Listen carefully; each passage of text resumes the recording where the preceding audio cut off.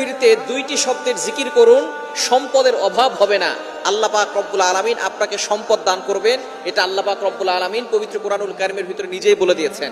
সুতরাং আমরা অনেকেই অভাবের ভিতরে আছি, অনেকেই কষ্টের ভিতরে আছি, অনেকেই দুঃখ কষ্টের ভিতরে জর্জরিত, অনেকে ঋণের বোঝা নিয়ে দুশ্চিন্তার ভিতরে আছেন, টেনশনের ভিতরে আছেন। যত ধরনের টেনশন আছে, যারা ফ্রাস্ট্রেটেড পিপল, তাদের জন্য এই দুইটি আমলের কথা বলবো।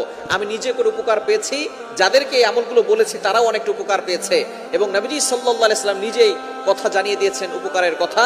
আল্লাহ পাক রব্বুল আলামিন নিজে বলে দিয়েছেন। আপনি চলতেছেন ফিরতেছেন, ওযু ছাড়াও আপনি আমলগুলো করতে পারবেন। একেবারে সহজ দুইটি আমল।